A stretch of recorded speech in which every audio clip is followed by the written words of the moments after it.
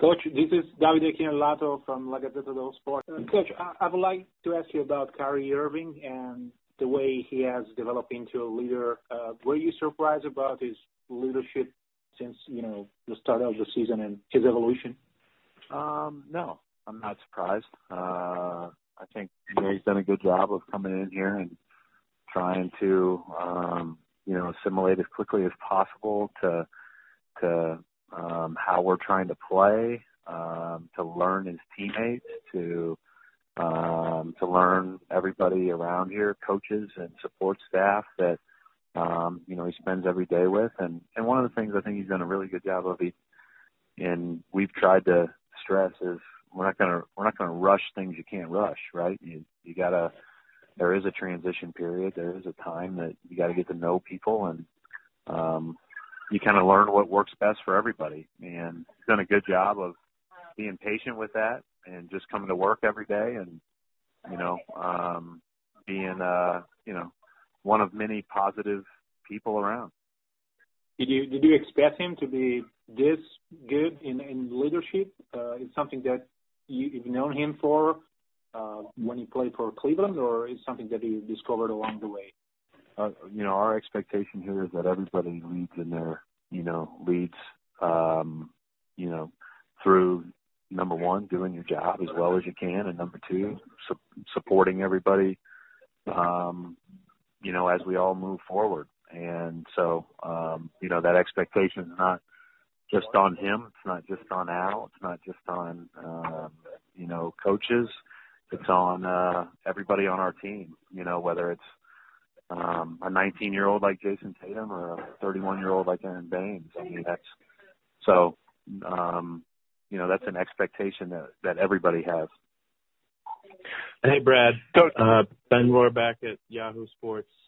I just was curious. Obviously, people get all in a huff when they see Gordon Hayward without a brace on, but I was curious if there was any sort of update, or are you just sort of checking off milestones still at this point?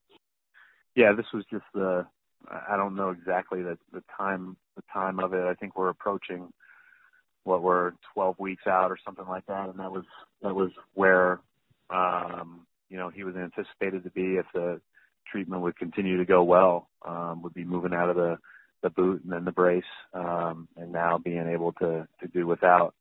I'm not sure if that's like a 24-hour thing right now. I haven't talked to anybody back in Boston since we landed. But obviously, nothing's changed with his timelines, or this isn't like a huge ordeal. This is what was expected. Brad, Jay King here. Does it seem, with the way that he's progressed and how things have gone, that maybe it's more realistic that he returns this season now than you initially thought? Jay, no change in our expectations or in from what we thought from the time of the surgery. This is the process of the rehab and everything else after the surgery happened and after it went well. So again, nobody's told me anything any different. And we've been in pretty constant contact until I got over here. So I would say that there's really nothing more to read into. Sorry. Coach, just overall in the the trip over there, how is this? Obviously, you knew it was coming up on the schedule, but how has this been, logistically, as far as going up in the team and practicing and kind of fitting into the grander scheme of the schedule? Is this turning out to be more or less of a disruption than maybe you had anticipated? I don't know from the standpoint of like what it does to you long term. I mean, obviously, it's a great opportunity to spend time.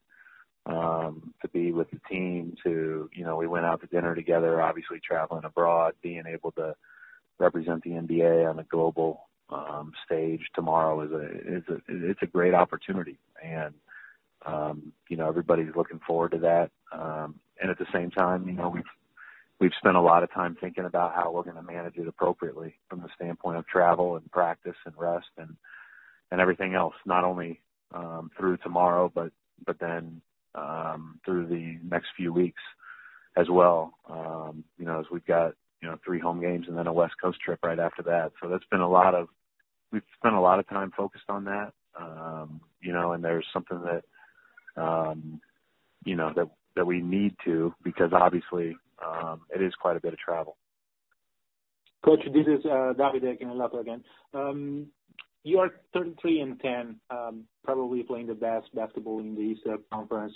How satisfied are you with the status of your team, and what do you think you need to improve going forward? Well, we're not good enough to be where we want to be.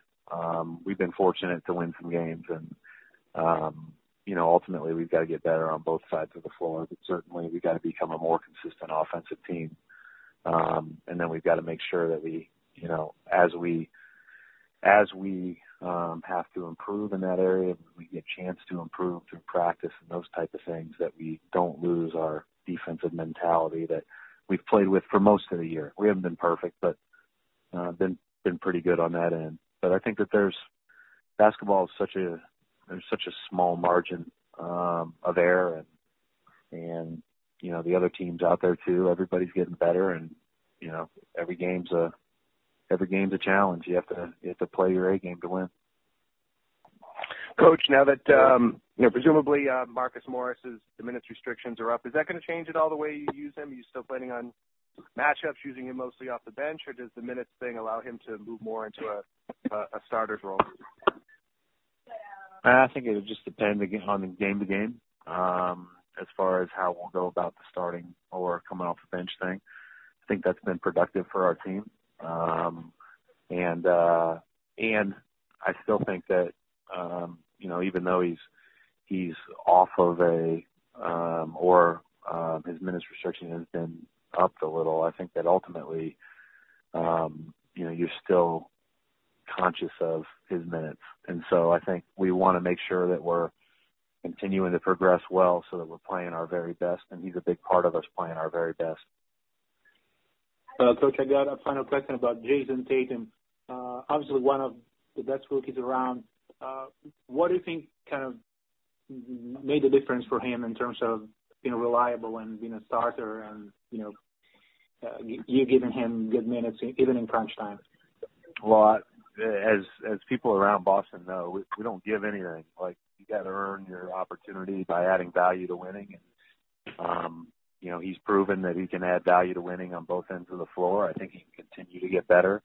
I think his best quality at this age is his emotional maturity, his ability to move on to what's next, regardless if he had success or, found a rough patch. I think that he's unique in that regard. So I think ultimately he's got a bright future. And the other thing is, I think that both him and Jalen have really done a good job of embracing what they need to do to be successful, and I think recognizing the impact and an opportunity to play alongside guys that draw so much attention, like Kyrie and Al.